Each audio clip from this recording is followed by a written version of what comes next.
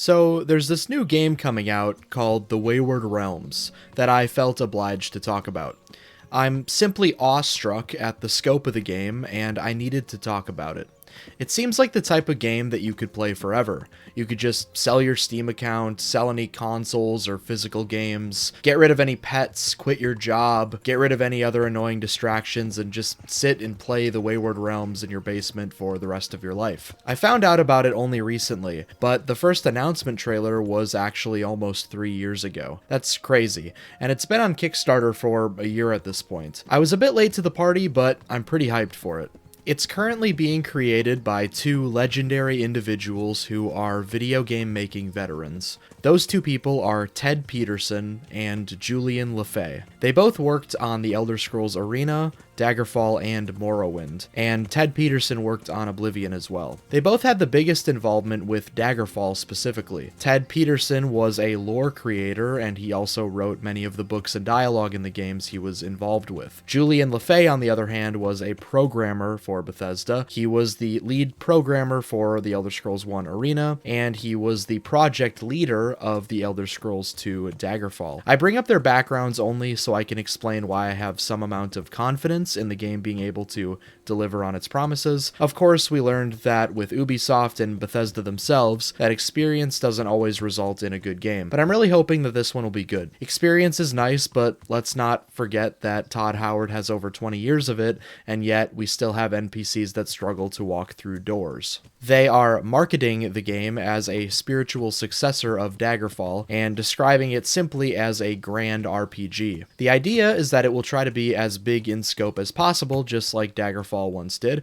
but using modern technology to realize that goal. For starters, the map will be an unbelievably gigantic archipelago with tons of islands to explore. They plan on it being 521,000 square kilometers, or 201,000 square miles. To put this in perspective, let's look at the current biggest RPG map ever. Funnily enough, this title is still held by Daggerfall, and it has a map that is 209,331 square kilometers, or about 81,000 square miles. This is roughly the same size as the real-life United Kingdom, so Wayward Realms will be 2.5 times bigger than that. However long it would take someone to walk from the top of Scotland to the bottom of England 2.5 times is how long it would take to walk across this game's map once. So if you ever wanted to roleplay as medieval Forrest Gump, this is your chance. Skyrim, for comparison, is 37.1 square kilometers or 14.3 square miles. So the Wayward Realms would be 5,400 times the size of Skyrim. Great news for people who love exploring, less great for people who always forget where they parked their horse. And let's be real, if you played Daggerfall, you know half the fun was getting lost for 6 hours and then realizing you were on the wrong continent. Now, I know what you're thinking. It's easy to make a massive map. Minecraft and No Man's Sky have near infinite maps.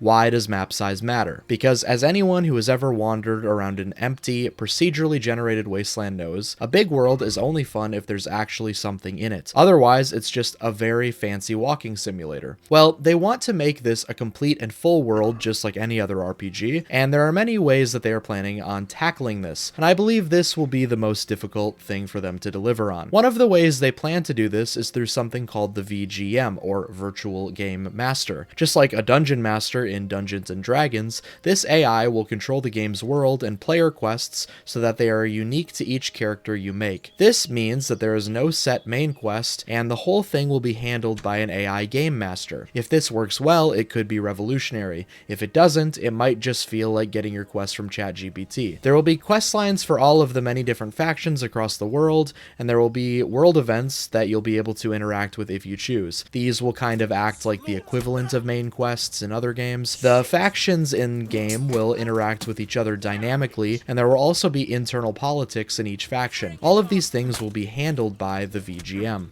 There are a couple of other ways they will be making the world feel full of life too. They are, of course, going to use procedural generation for most of the towns and wilderness, but there will be many handcrafted parts too. It's not going to be all procedurally generated, but that will do a lot of the heavy lifting. They're also implementing a new mass crowd system. This will use AI to generate large crowds that will populate cities. Basically, the crowd will be rendered as one entity until you walk up to a person or a small group of people. At that point, the AI will render befriend the individuals that you are close to. So it's like those background extras in old movies who don't move until the main character starts talking to them. Then you can ask them the same amount of questions that you would be able to ask an NPC in a game such as Morrowind, for example. Ask them about any local rumors, politics, recent events, history, or quests that they might have for you. I'm also quite excited about the character customization in the game. There will be 8 playable races. These are ogres, orcs with a K, elves, humans, Cambrions, fae,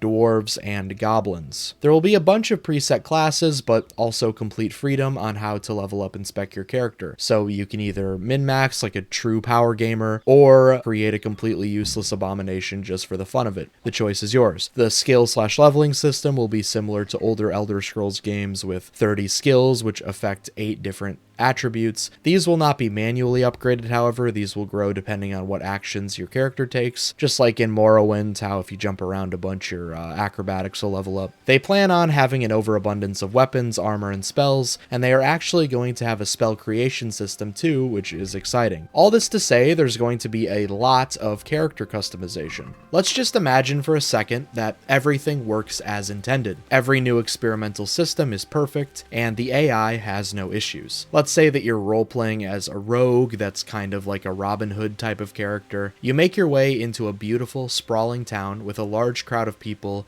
who are bartering, chatting, and going about their day at the market. You walk up to a man who is giving an impassioned speech to a crowd of people. You pick up a little bit about being ready for war, but he was just finishing up the speech when you heard it. You walk up to him and ask about what's going on. He says that there's a kingdom on the neighboring island and the king is dying. The heir to the throne is an aspiring conqueror who wants to attack, invade, and loot every other kingdom around him. The whole town is terrified of what the future may hold for them. You decide that you're going to assassinate the heir to prevent this devastation from happening. The first problem is getting into the neighboring island where he resides. You'll need a boat. You could sweet talk your way into borrowing one from someone if your charisma is high. Maybe you could just pay a local fisherman to give you a ride, or if you have a lot of money, you could just buy yourself a boat. Maybe you could steal one or quote-unquote borrow an unattended one at the dock.